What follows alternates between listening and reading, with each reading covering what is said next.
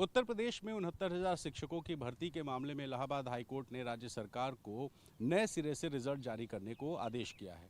दरअसल ओबीसी वर्ग के अभ्यर्थियों की याचिका पर सुनवाई करते हुए इलाहाबाद हाईकोर्ट के लखनऊ बेंच ने यह फैसला दिया है कि यूपी सरकार अब 69,000 शिक्षकों की भर्ती के मामले में नई सूची तैयार करके सौंपे, यानी कि नए सिरे से रिजल्ट घोषित करने को हाईकोर्ट ने कह दिया है।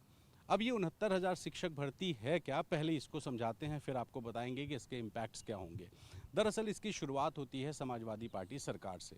उत्तर प्रदेश में बेसिक स्कूलों में जहां टीचर्स होते हैं, उन टीचरों को असिस्टेंट के तौर पर शिक्षा मित्र मिला करते थे, और टीचर्स और शिक्षा मित्र की जो सैलरी थी उसमें बहुत बड़ा अंतर था, और शिक्षा मित्र ये मांग कर रहे थे कि उन्हें शिक्षकों की तरह से नियुक्ति मिले, क्योंकि वो भी वही काम कर रहे हैं जो शिक्षक कर रहे हैं।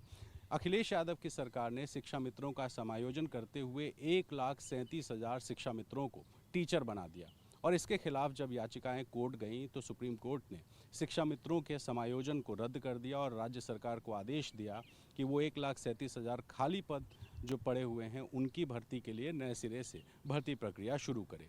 और तब योगी आदित्यनाथ की सरकार आ चुकी थी। योगी सरकार आने के बाद 69,000 शिक्षक भर्ती और 68,500 शिक्षकों की भर्ती के लिए विज्ञापन आए। दिसंबर 2018 में 69,000 शिक्षकों की भर्ती का विज्ञापन आया और 2019 में इसकी परीक्षा हुई। रिजल्ट आने के बाद यहाँ पे विवाद शुरू हुआ।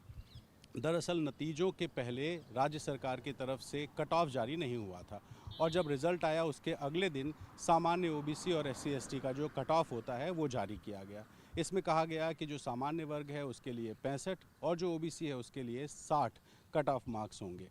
इसको लेकर के अभ्यर्थियों की नाराज़गी थी, और अगर उस नाराज़गी के अलग हट के जब बात करते हैं तो गुणांक होता है। गुणांक यानी कि जो कट ऑफ है, जो एग्ज़ाम हुआ उस एग्ज़ाम में पाए हुए नंबर और जो अभ्यर्थी है उसके सर्टिफिकेट्स और डिग्रीज जितनी है उसके नंबर्स मिलाकर के एक गुणांक बनता है।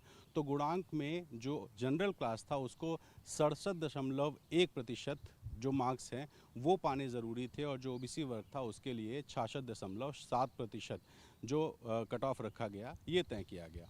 इसी बीच में कुछ अभ्यर्थियों ने कोर्ट जाकर के ये दावा किया कि जो पेपर आया था उस पेपर में एक सवाल ही गलत था, और जो सवाल गलत था उसका जवाब कैसे सही हो सकता है।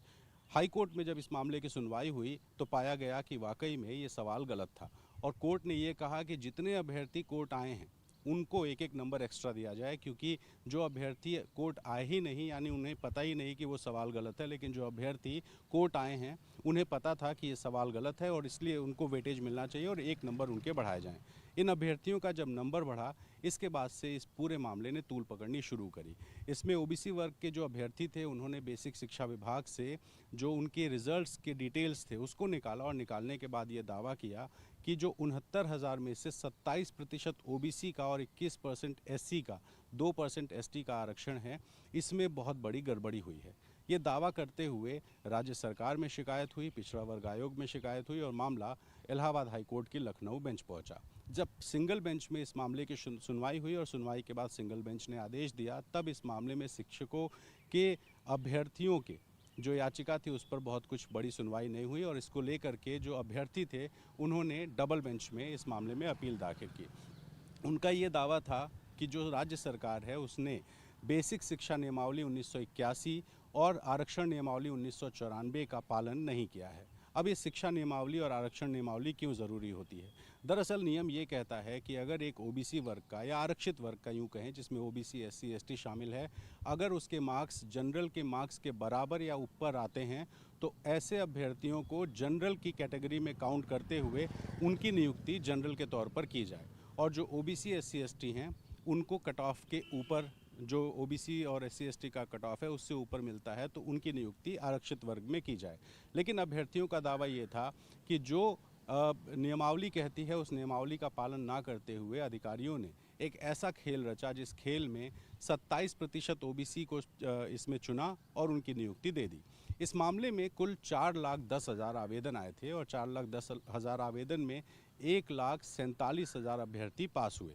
इस अभ्यर्थियों में से सरकार को मेरिट लिस्ट बनानी थी, जिसमें जब देखा गया कि 85,000 ओबीसी पास हुए थे, 25,000 के करीब एससी एसटी पास हुए थे, और बाकी जो बचे हुए थे वो सब जनरल क्लास के थे। तो यहाँ पर जो आरोप था वो ये कि जनरल क्लास के जो 37,000 अभ्यर्थी पास हुए थे उनको पूरी जो नियुक्ति है वो मिल गई, क्योंकि राज्य सरकार ने बेसिक शिक्षा नियमावली और आरक्षण नियमावली का पालन नहीं किया। और उनका दावा ये था कि जो 27% ओबीसी आरक्षण है वो टॉप के 27% को चुन करके नियुक्ति दे दी गई, लेकिन जो नियमावली के मुताबिक जो जनरल क्लास की कट ऑफ से ऊपर पाने वाले अभ्यर्थी थे उनको जनरल नहीं माना गया और यहीं से विवाद शुरू हुआ। इस मामले में सूत्र ये कहते हैं कि उत्तर प्रदेश के पिछड़ा वर्ग आयोग ने भी इस गलती को स्वीकार किया था और ये कहा था कि कुछ गड़बड़ी के सिंबल्स मिले हैं। हालांकि मामला हाईकोर्ट में था और हाईकोर्ट में एक लंबे समय तक सुनवाई चली। उत्तर प्रदेश में ऐसे अभ्यर्थी जो पिछड़े वर्ग के थे उन्होंने करीब 2 साल के आसपास आंदोलन किया और सरकार से, विपक्ष से, राजनीतिक दलों से, अलग अलग मंत्रियों और नेताओं से मुलाकात करके अपने लिए न्याय मांगा। इसके बाद जब अब जा कर के इलाहाबाद हाईकोर्ट के लखनऊ बेंच का फैसला आया है और राज्य सरकार को ये कहा गया है कि राज्य सरकार नए सिरे से सूची तैयार करे और इसमें बेसिक शिक्षा नियमावली 1981 और आरक्षण नियमावली 1994 का पालन करते हुए ये नई सूची तैयार की जाए। यानी कि जो अभ्यर्थी जनरल की कट ऑफ से ऊपर हैं लेकिन वो आते आरक्षित वर्ग में हैं उनको जनरल माना जाए और जो ओबीसी आरक्षण के को पार करते हैं उनको ओबीसी माना जाए। यानी कि ओबीसी अभ्यर्थियों की संख्या इसमें बढ़ेगी और इसमें कुल 19,000 ऐसे पद हैं जिस पर असर पड़ेगा। अब इस फैसले का असर क्या होगा? असर ये होगा कि जो 19,000 पद हैं उसमें नियुक्त शिक्षकों की नियुक्ति रद्द हो सकती है। यानी कि जो शिक्षक के तौर पर काम कर रहे हैं उनकी नौकरी जा सकती है। राज्य सरकार चाहे तो उन्हें समायोजित करने के लिए एक नई वैकेंसी क्रिएट करे, लेकिन क्या वो नियम में है या कोर्ट उसकी अनुमति देगा, ये बहुत एक टेक्निकल इशू है और इसके लीगल एक्सपर्ट्स इस बारे में बता सकते हैं। दूसरा विकल्प ये है कि सरकार इन लोगों की नौकरी ले ले, लेकिन अगर 19,000 जो शिक्षक भर्ती हो चुके हैं उनकी नौकरी ले जाती है तो वो भी कोर्ट जाएंगे, वो भी मुकदमा करेंगे। और तीसरा विकल्प ये है कि राज्य सरकार जो हाईकोर्ट का फैसला है उस फैसले को सुप्रीम कोर्ट में चुनौती दे दे और सुप्रीम कोर्ट तय करे कि क्या इस मामले में आरक्षण में घपला हुआ है या फिर नहीं हुआ है। यानी कि बहुत सारे पेच हैं।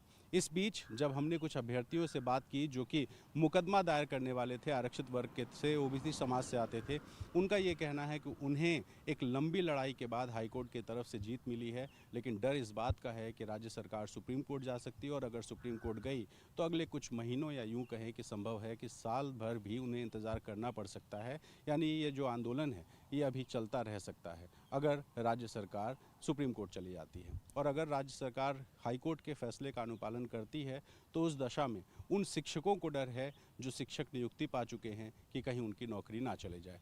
ऐसे में राज्य सरकार एक बड़ी बैठक करने वाली है जिसकी अगुवाई खुद मुख्यमंत्री योगी आदित्यनाथ करेंगे और इस मामले को लेकर के वो शिक्षा विभाग के मंत्री और अधिकारियों के साथ समीक्षा करेंगे।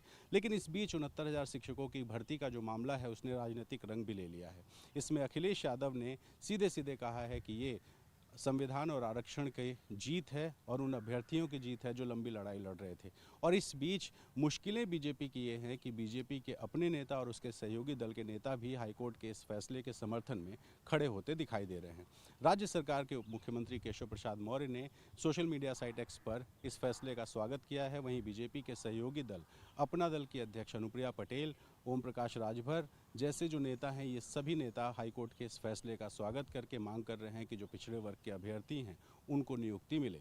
यानी राज्य सरकार के लिए अपने भी और विपक्षी भी इस मामले को बढ़ चढ़कर बढ़ा रहे हैं और अभ्यर्थी जो हैं वो भी आंदोलन करने को तैयार हैं। यानी पेच हर तरफ फंसा हुआ है और अब देखना होगा कि राज्य सरकार इस पेच को ठीक करने के लिए क्या कदम उठाती है। लखनऊ से कैमरा पर्सन वीरेंद्र सैनी के साथ रणवीर, एनडीटीवी इंडिया के लिए।